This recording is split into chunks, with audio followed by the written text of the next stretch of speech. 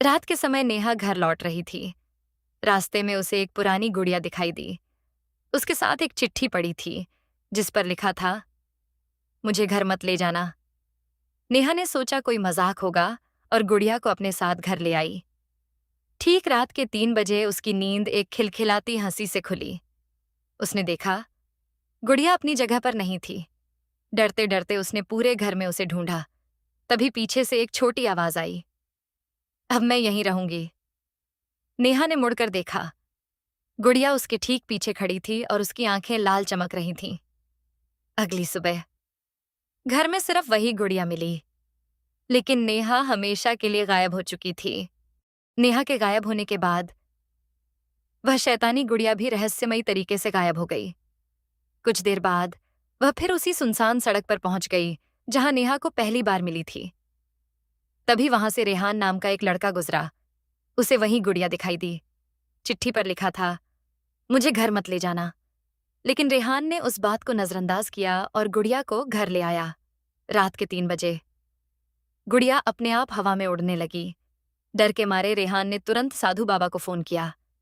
जैसे ही साधु बाबा घर पहुंचे, गुड़िया जोर से हंसी और काले धुएं में बदलकर अचानक गायब हो गई। काले धुएं में बदलकर हवा में उड़ने लगी। उड़ते उड़ते वह घने जंगल की एक रहस्यमयी गुफा में पहुंची। जैसे ही वह गुफा के अंदर गई, वह एक छोटी बच्ची में बदल गई। तभी अंधेरे से बिल्कुल उसके जैसी एक दूसरी बच्ची बाहर आई। वह मुस्कुराकर बोली, बहन, हमारा बदला अभी पूरा नहीं हुआ। पहली बच्ची ने पूछा, तो अब अगला शिकार कौन होगा? दूसरी बच्ची की आंखें लाल चमकने लगीं। वह हंसकर बोली, हमारा इंतकाम अभी बाकी है। अचानक पूरी गुफा में दोनों की डरावनी हंसी गूंज उठी। दोनों बहनें फिर से शैतानी गुड़िया बन गईं और रेहान के घर पहुंच गईं। जैसे ही वे रेहान पर हमला करने वाली थीं, साधु बाबा ने अपना अंतिम मंत्र पढ़ दिया। अचानक तेज रोशनी हुई।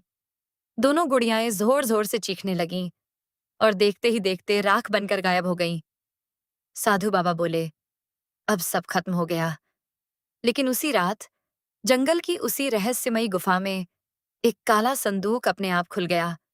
उसके अंदर से एक डरावनी आवाज आई, तुमने मेरी बेटियों को तो खत्म कर दिया, लेकिन अब उनका मालिक जाग चुका है।